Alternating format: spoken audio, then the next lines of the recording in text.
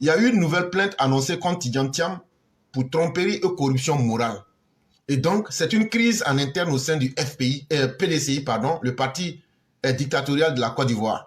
Et donc, lors d'une conférence qui s'est tenue le 19 février 2025, Madame Vareli Yapo, voici ce qu'elle a dit.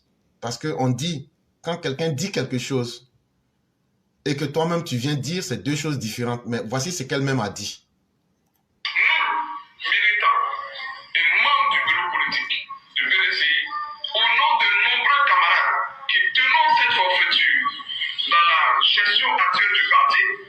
Exigeons la démission pure et simple de M. Tidjane Thiam à la tête de la présidence du PDCI. Déclarons incompétents pour agir les organes mis en place par le président du PDCI issu du congrès du 23 décembre 2023.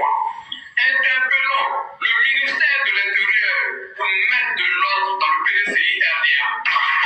Portons plainte contre M. Tidjane Thiam pour tromperie sur sa nationalité, pour corruption morale, violation des textes du PDCI-RDA et tuerie envers les congressistes qui l'ont élu. Portons plainte contre la direction par intérim d'alors du PDCI, le collège des vice-présidents d'alors, le comité électoral pour corruption morale, le président honoraire pour complicité portant atteinte à l'honorabilité du parti.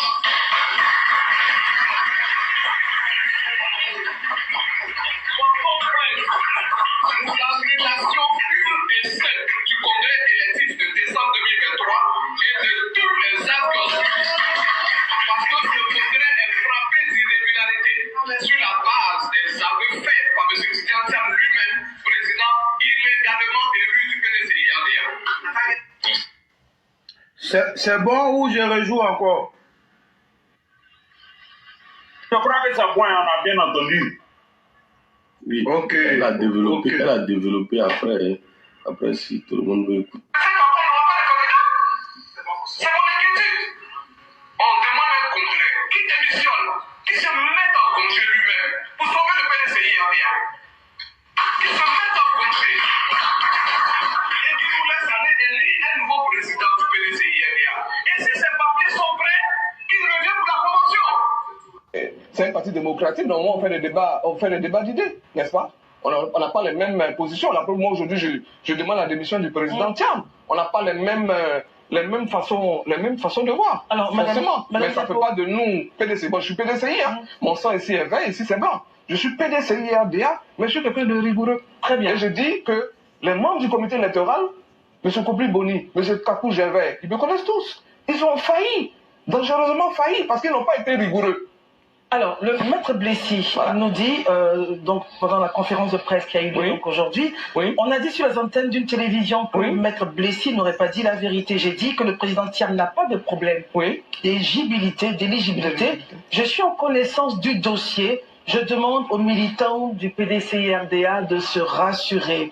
Le débat sur la nationalité a fait connaître à la Côte d'Ivoire une crise très grave, disait-il toujours, je poursuis. Ceux qui alimentent ce débat ne sont pas légitimes pour le faire. Voici les propos de maître Blessy. Madame Yapo, répondez-vous à cela? Justement, c'est un homme de droit. Bien sûr, mais c'est un homme de droit. Ils ont trompé les militants du PDCI-RDA. Ils ne savaient pas. Ils n'avaient pas le papier. Ils n'avaient vu aucun dossier de M. Thiam, mais ils ont dit, ils ont rassuré les militants. Qui est quand même expérimenté. Mais ce que je dis, il est expérimenté, il dit qu'il n'a aucun problème d'éligibilité. Et le président lui-même, il fait une conférence pour faire un aveu. C'est lui-même qui a fait l'aveu. Tant que c'était dans le secret, personne ne pouvait dire, on était dans le doute, on était dans les rumeurs. Mais lui-même, il fait un aveu pour dire, je suis allé déposer mon dossier avec à sa droite M. Maître Blessy. Très bien. Qui a dit aux Ivoiriens que tout allait bien. On termine avec vous, Marius Komori. Au final, nous faisons le constat qu'au PDCI-RDA, on aime tout ce qui vient de l'étranger. Hier, aujourd'hui avec Thiam, hier avec d'autres acteurs politiques, le PDCI n'a pas en son sein des cadres ivoiriens capables de priver la présidence du parti et le conduire jusqu'aux prochaines élections présidentielles. Expliquez ce que vous dites. Non, mais en Côte d'Ivoire, vous avez au sein du PDCI de nombreux cadres capables de diriger le parti après le président Bédié. Pourquoi êtes-vous allé sur le marché international chercher M. Thiam? Moi, personnellement, je ne suis pas allé sur le marché international. Parce que moi, je dis, consommons ivoirien. Voilà. Moi, c'est ce que je dis, ma rigueur, c'est pareil pour tous. Les tests du parti, je les ai devant moi. On dit, pour être PDC, il faut être militant actif. Pour être président, il faut être militant actif.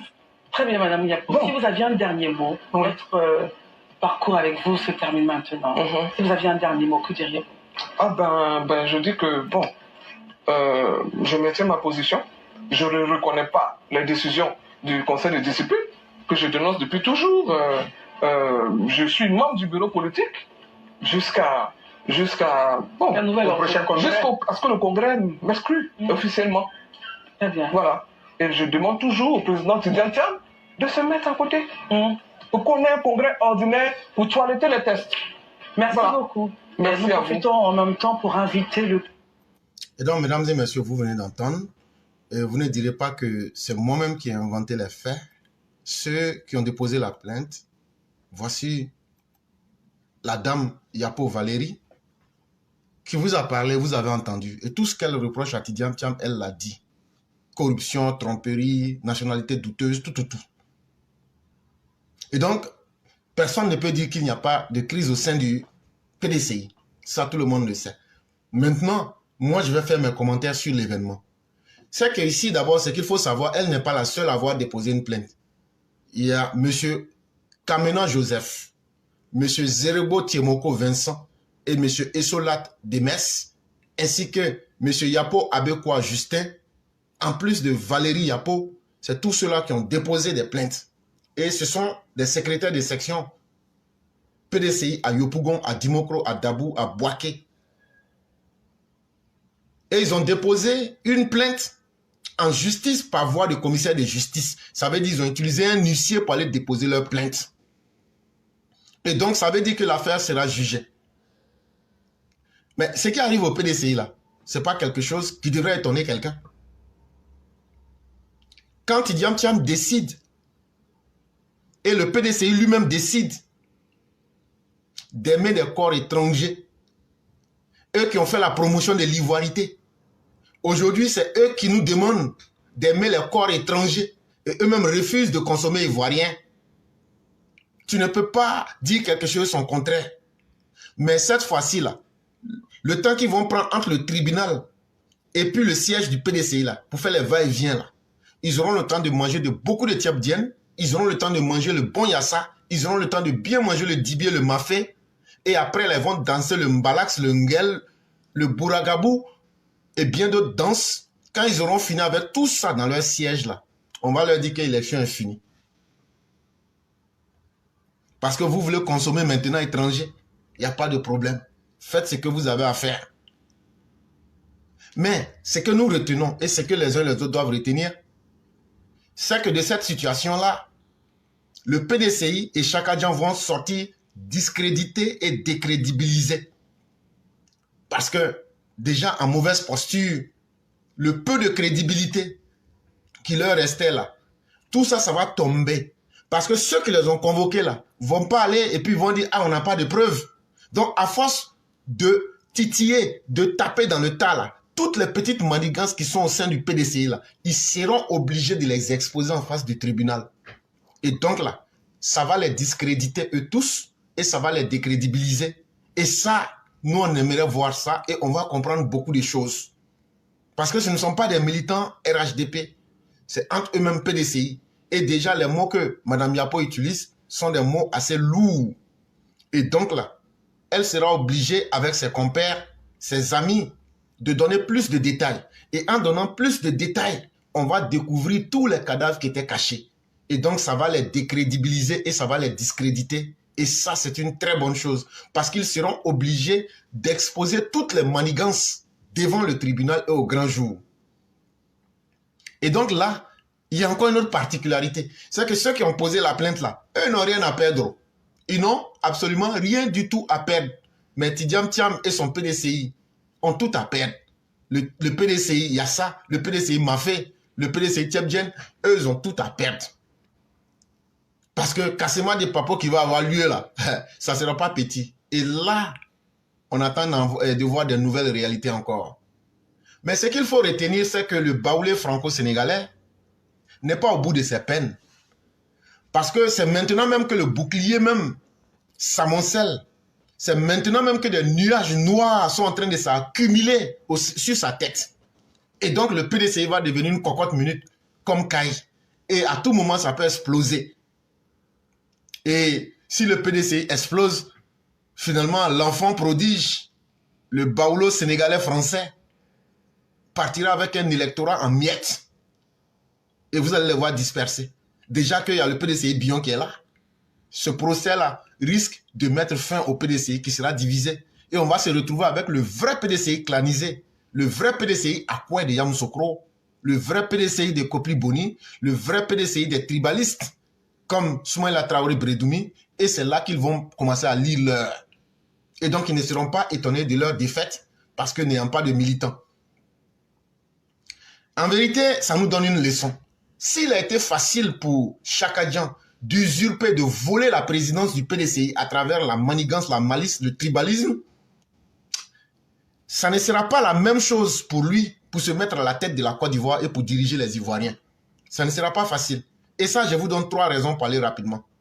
La première raison, c'est que pour renoncer, comme lui-même il l'a reconnu et que la dame le dit là, pour renoncer à la nationalité française là, ce n'est pas une situation aussi facile parce que ce n'est pas lui qui décide quand il veut que ça finisse.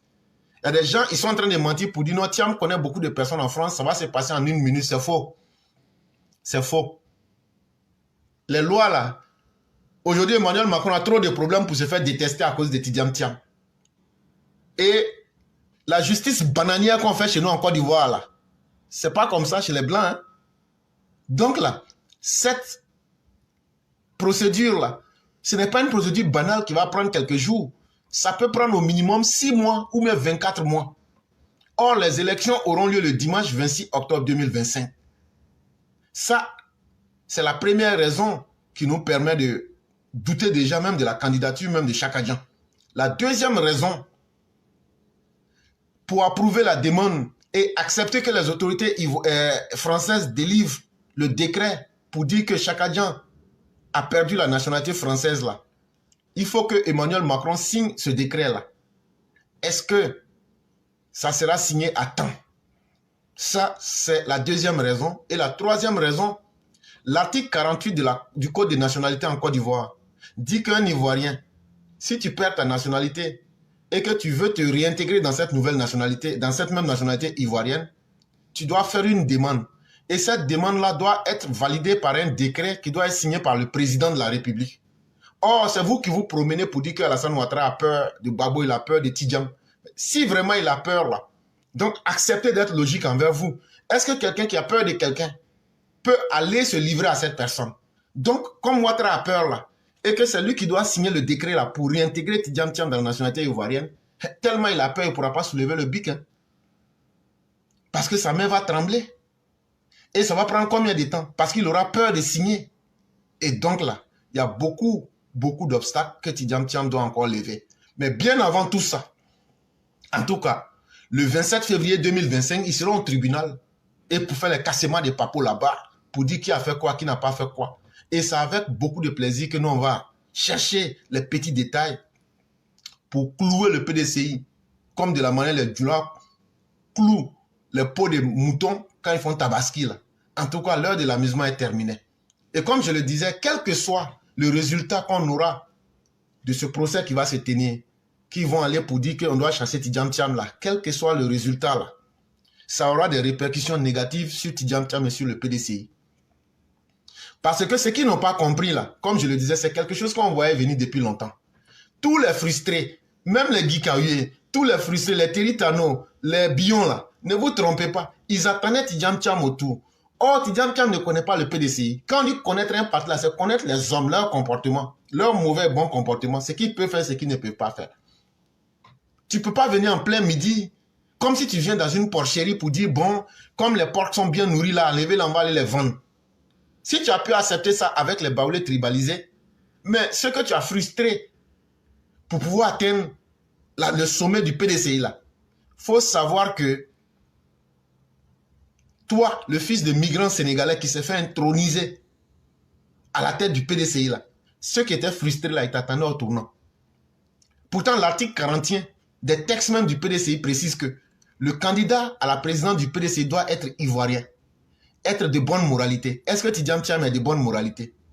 Les mêmes choses que vous avez dit que Guikayu est là, qu'il y a des poursuites judiciaires sur sa tête. Mais il y a des poursuites judiciaires aussi sur la tête de Tidjam Thiam. Mais pourquoi vous avez accepté pour Tidjam Thiam et puis vous avez refusé que Guikayu soit candidat? Donc les gens qui sont autour là, ils se disent, mais non, on ne peut pas lutter tout seul là dans le PDCI là et puis on va sortir zéro. Donc là, on va attendre le bon moment là. Partout où on pourra te mettre du sable dans la machine là, on le fera. Ça ne fait que commencer comme ça. Être à jour de ses cotisations. Chaque agent n'a jamais été à jour de ses cotisations. Avoir été membre du bureau politique pendant au moins 10 ans. Il n'a jamais été membre du bureau politique pendant 10 ans. S'acquitter de contributions au financement du congrès, dont le montant est fixé par le bureau politique. Sur tous ces critères, il n'y a pas de problème. C'est sur l'alinéa 1 que Tidjam Thiam est convoqué devant les juges. Les requérants justifient leur action par le fait que l'emploi du verbe doit, en lieu et place de peut, sonne comme une contrainte irréfragable, sans possibilité d'alternative. Donc, on attend de voir ce que demain leur réserve. Mais en tout cas, j'espère que ceux qui ont monté le dossier contre Tidjam Thiam, qu'ils ont bien monté le dossier pour pouvoir vraiment ne pas sortir honni de cette affaire-là. Et plus le dossier sera bien monté, et plus Tidjam Thiam et le PDCI vont prendre des coups qui vont les mettre à terre par chaos technique, et ce pour de bon. Et je donne deux exemples. L'article 41 du PDCI, comme je le disais, dit que le candidat doit avoir été membre du bureau politique pendant au moins 10 ans. Aucun militant du PDCI ne peut vous dire que Tidjam Thiam a été membre du bureau politique pendant 10 ans. Et en même temps aussi, il a démontré qu'il n'avait pas exclusivement la nationalité ivoirienne. Et ça lui-même l'a dit le 7 février 2025. Il a dit qu'il a la double nationalité. Et donc, c'est un franco-sénégalo-ivoirien qui est à la tête du PDCI actuellement. Et donc, il faut dire que les méthodes du fils de migrants sénégalais sont très nuisibles aux intérêts du PDCI. C'est pas bon. Et ceux qui se plaignent contre lui disent qu'ils utilisent l'article 110 du règlement intérieur des tests du PDCI, qui disent que quand le comportement de quelqu'un est nuisible au PDCI, là, il faut enlever la personne. Donc, ils ne sont pas en train d'évoluer dans le vide. Or, le comportement de Tidjam Thiam de se cacher à ses propres militants, de mentir à ses propres militants, c'est un comportement nuisible. Le fils de migrants sénégalais doit comprendre cela. Et donc, tout naturellement, ça met Thiam en face des difficultés de la politique ivoirienne. C'est maintenant qu'il va comprendre que le milieu politique ivoirien, là, c'est infesté de requins. Est-ce que ce n'est pas le même PDCI qui avait encensé Alassane Ouattara en 1990 jusqu'en 1993? Quand Alassane Ouattara faisait le bon boulot, ils étaient tous contents. Mais c'est le même PDCI qui a jeté Alassane Ouattara de 1993 jusqu'en 2005. C'est le même PDCI là qui a jeté Alassane Ouattara à la vindicte populaire en le traitant de tout et de rien à la fois. Et après encore, c'est le même PDCI. Quand je dis 2005, ça veut dire quand ils sont allés faire leur truc de RHDP là. Maintenant, après, quand ça s'est gâté en 2019 là, c'est le même PDCI encore qui est ressorti encore pour reprendre ces mêmes attitudes. Donc le même Tidjam Thiam, ce qu'ils ont fait à Ouattara là. Il faut savoir que ton tour arrive. Ils vont bien te dire ton nom et ils vont te dire qui tu es et ce que tu vaux. Eux en fait là, ils aiment utiliser les gens. Quand ils ne les arrangent pas, ils se retournent contre toi. Maintenant là, c'est ça, c'est toi pour toi qui a commencé comme ça. Donc, on voit que le PDCI s'est transformé en un parti de croque-mort qui utilise les personnes en fonction de ses propres agendas et de ses intérêts, mais qui, une fois que ce parti n'a plus besoin de l'individu, ce parti vomit l'individu et le traite de tous les noms et de tous les crimes de l'Égypte. Et Thiam passera aussi dans cette casserole-là. Ce n'est qu'une question de temps. Mais de toute façon, ce que l'on peut déjà remarquer, c'est que le PDCI est gravement en perte de vitesse. Et le PDCI, en tout cas, pour ma part, a choisi le mauvais cheval. Et depuis 1999, après le putsch, ça n'est fini pour lui. Et ce qui est encore plus intéressant dans l'affaire, c'est que des gens comme les Tidjam Thiam et autres, quand tu parles à ces militants, ils vous disent non, c'est quelqu'un, il a beaucoup appris. Mais disons la vérité aux gens. Tidjam Thiam que vous dites qu'il a beaucoup appris là, c'est quoi il a appris? Parce que quand moi je suis allé, j'ai vérifié. Ce que j'ai vu, c'est que Tidjam Thiam, tout comme Léonold Zinsou, sont des négriers du 21e siècle. Sont des fils, comme disait Frantz Fanon, ce sont des noirs mais à la peau blanche. À l'intérieur, des traîtres. Voilà des gens qui ont participé à mettre en place des stratégies, qui ont réfléchi pour les Européens, pour accentuer la domination économique des Européens sur le continent africain. Et le rapport se trouve au ministère de l'économie et des finances. Et le rapport a été déposé là-bas en décembre 2013. Et pour ceux que ça va intéresser, vous attendrez que je mette le lien. Vous me permettrez de mettre le lien parce que comme on est pris par le temps, on ne pourra pas... Donc, je viens de poster le document. C'est un document de 170 pages. Donc, vous serez d'accord avec moi que je ne pourrai pas quand même lire tout le document. Ok. Donc, je viens de poster le lien sur ma page et je vais aussi poster le lien dans les commentaires. Ok, je viens de mettre le lien dans les commentaires. Et donc, encore après, je vais aussi poster une deuxième fois et une troisième fois. Voilà. Donc, comme ça, vous pouvez vous inspirer, c'est long. Mais qu'est-ce qu'on a constaté? C'est que quand vous partez à la page 5 et 6 de ce document, voici ce que les traîtres Tidjam Thiam et Léonold Zinsou, quand vous vous dites qu'ils ont étudié, là, mais ils ont mis leur savoir au service de qui? Ils ont mis leur savoir au service du colon, de l'impérialiste. À la page 5 et 6 du document que je viens de poster, qu'est-ce qu'on découvre là-bas? 5 propositions pour remobiliser la France aux côtés d'une Afrique en marche. Pour poursuivre la remobilisation de la France sur le continent africain, le rapport recommande 1.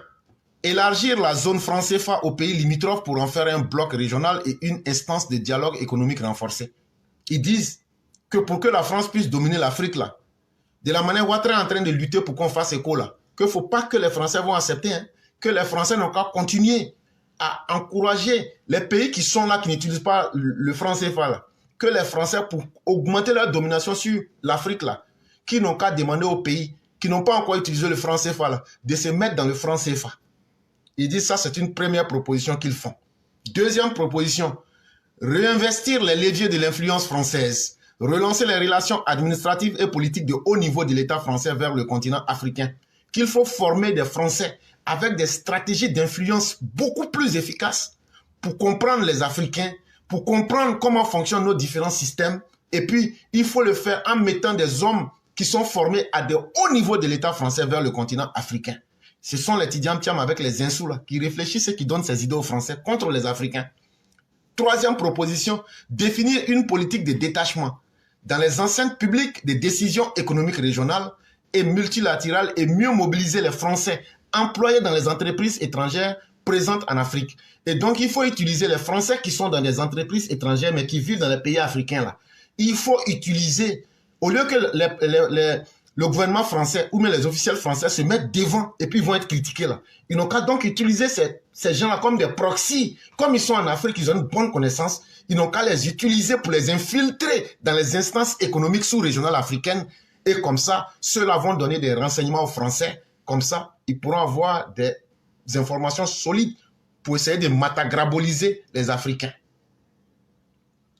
Quatrième proposition, relancer la présence économique française sur le continent. Mieux associer la diaspora africaine et les collectivités locales à la politique économique africaine de la France. Et donc, les gens qui sont dans la diaspora, il faut les utiliser pour essayer de venir s'accaparer de l'économie africaine. Comme, en général, ceux qui sont dans la diaspora, souvent, ils ont la double nationalité. Et comme ça, ils seront capables de payer les impôts à la France. Et ils se sentiront obligés vis-à-vis de la France. Et donc, la France pourra les influencer pour que les économies soient accaparées par des gens de la diaspora, mais qui sont en réalité des couvertures pour la France. 6. Un partenariat pour l'avenir renforce la connaissance de l'Afrique par les jeunes générations en favorisant davantage de volontaires internationaux en entreprise en Afrique. Il faut former des jeunes gens et il faut former des personnes qui acceptent volontairement de venir en Afrique pour étudier et connaître profondément les Africains. Et comme ça, ils disent de former beaucoup de Français de ce genre-là qui vont créer un partenariat et ceux-là vont permettre aux autorités françaises de renforcer la connaissance sur les Africains, comment les maîtriser et comment les dominer toujours. Renforcer le réseau économique français et relancer une coopération technique forte sur le continent africain. Et donc, de cette façon-là, ils vont renforcer les réseaux économiques français et ça va leur permettre de donc avoir une domination sur le continent africain. Investir et soutenir les forums d'affaires, les structures de réflexion et de veille sur l'économie africaine afin de structurer et d'actualiser cette relation économique. Organiser en France un grand forum d'affaires annuel franco-africain pour fortifier cette relation. Et donc, on va organiser des forums franco-africains et essayer d'impacter sur le mental de ceux qui sont des hommes d'affaires franco-africains pour qu'ils puissent toujours dominer l'Afrique. Et ceux qui ont fait ce travail-là, et je viens de vous mettre le document, s'appellent Lionel Zinsou, s'appellent Tidjane Thiam et bien d'autres. Et c'est la même chose qu'ils sont en train de répéter. L'affaire Lionel Zinsou, vous avez vu au Bénin, la même manière, un agent français qui avait été envoyé pour essayer de matagraboliser les Béninois. Aujourd'hui, c'est le tour d'un Sénégalo-Baoulou français de débarquer en Côte d'Ivoire. Et il veut nous prendre comme une ferme de cochons. Les Ivoiriens sont en réalité des porcs. Et lui vient à la dernière heure pour essayer de se servir à la porcherie. Mais il faut dire, en vérité, la Côte d'Ivoire n'est pas là pour accepter toute la merde du monde des déchets intellectuels qui n'ont pas pu se bâtir une réputation en Europe, encore moins dans leur pays d'origine. La Côte d'Ivoire ne peut pas être un point de chute. Et ça, il faut le leur rappeler. Et c'est important que les gens retiennent cela. Et c'est la même chose aujourd'hui. Tidjane Thiam n'est qu'un élément français, un élément du contrôle de la France sur notre Afrique. Et on veut essayer avec la Côte d'Ivoire. Et c'est pourquoi lui-même il se plaît à dire que Emmanuel Macron est son ami. Ce n'est pas ça qui peut te faire gagner une élection. En le disant, il nous démontre qu'il est un agent double de la France. Et c'est pourquoi il a des difficultés à abandonner la nationalité française. Parce que demain, et avec le rapport que je viens de vous lire là, ça prouve que c'est quelqu'un qui va trahir forcément la Côte d'Ivoire. Et donc pour terminer, je vous fais écouter cet audio là pour que les choses soient claires dans la tête des uns et des autres. Bon, pas mieux. Alors, le candidat à la présidentielle doit être exclusivement de nationalité ivoirienne, selon l'article 55. Il doit être de père ou de mère ivoirien d'origine. Pouvez-vous nous expliquer cette disposition? D'abord, je fais remarquer que d'un point de vue sémantique, donc du point de vue définitionnel, ivoirien de naissance, c'est la même chose qu'ivoirien d'origine. On peut aussi l'appeler, on peut dire aussi que c'est la nationalité d'attribution par opposition à la nationalité d'acquisition qui est la naturalisation ou l'acquisition de la nationalité ivoirienne par le mariage. Dans notre cas de la Côte d'Ivoire, depuis 1972, la nationalité, c'est une nationalité par filiation. C'est-à-dire, ça s'appelle la nationalité du sang. Par opposition à la nationalité du sol qu'on avait de 1960 jusqu'à 1972. Donc, pour être assez explicite dans la matière, je voudrais prendre un exemple précis pour que les uns et les autres comprennent. Je prends un couple de Congolais, un homme et une femme. Les deux ont la nationalité congolaise. Ils arrivent en Côte d'Ivoire. Ils ont déjà un enfant. Et ils arrivent en Côte d'Ivoire. Les deux, ni l'enfant ni les deux Congolais ne peuvent pas prétendre à être candidats à l'élection présidentielle. Ça, c'est le premier point. Deuxième point, le couple a un deuxième enfant qui est né sur le territoire ivoirien.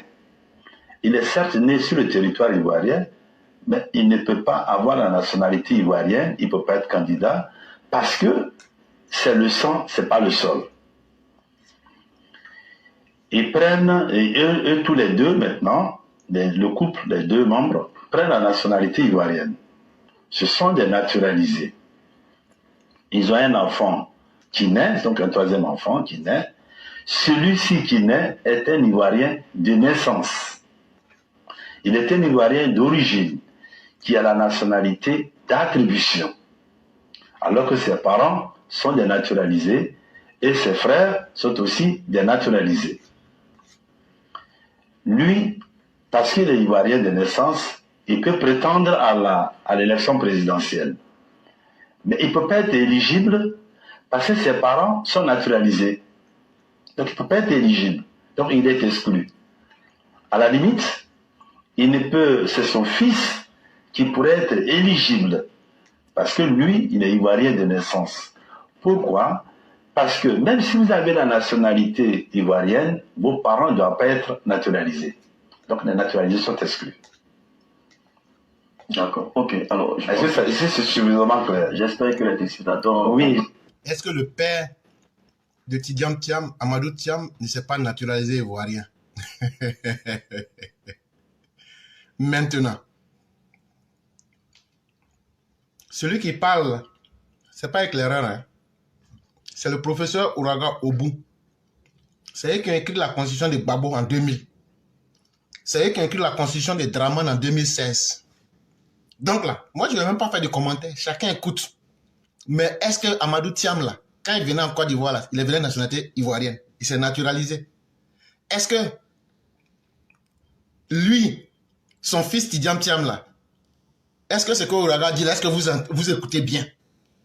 À bon entendeur, salut. On continue. Oui, c'est suffisamment clair pour que les gens comprennent que dès lors que, alors à condition que, puisqu'on dit désormais maintenant le père ou la mère, si un des parents est naturalisé, que l'autre est ivoirien d'origine, cela est possible. Alors, je vais revenir sur cet article 55-là, pour que cela soit clair dans l'esprit de tous les téléspectateurs. Le candidat à la présidentielle doit être exclusivement de nationalité ivoirienne. Il doit être de père ou de mère ivoirien d'origine, n'est-ce pas? C'est ça. Ça signifie, excusez-moi, ça signifie que si vous avez aussi, vous avez la nationalité ivoirienne, que vous êtes ivoirien de naissance, mais vous avez une autre nationalité, au moment de vous présenter, il faut renoncer à cette nationalité. Il faut renoncer à cette nationalité. Vous renoncez à cette nationalité et vous devenez donc exclusivement ivoirien. Alors nous qui sommes politique, je parle de politique, je suis clair. Donc pour moi, c'est Koulo Alassane Ouattara est candidat, il est présidentiable pour un deuxième mandat de la Troisième République. Ce que les gens disent là, moi j'ai rien à cirer dedans. Pour moi, c'est clair. On attend la campagne.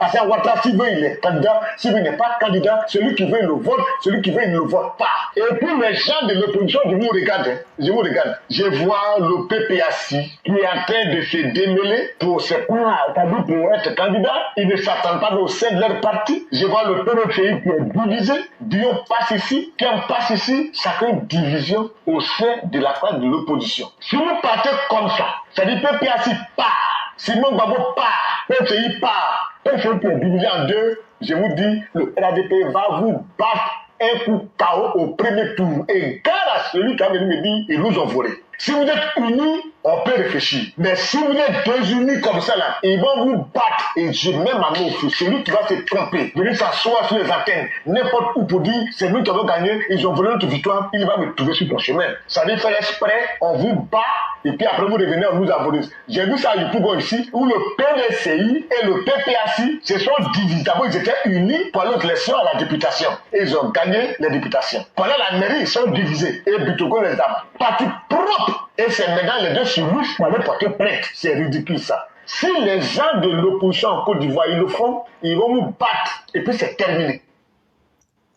Mesdames et messieurs, c'était tout pour aujourd'hui. On va rapidement écouter l'édito de Mère Blanc. Et après, s'il y a un peu de temps, on va permettre que les uns et les autres s'expriment rapidement. Bonjour éclaireur Pro-Vérité, bonjour à tous mes condisciples de la très grande classe éclaireur Pro-Vérité. Mon édito aujourd'hui a pour titre « Au nom de la patrie ».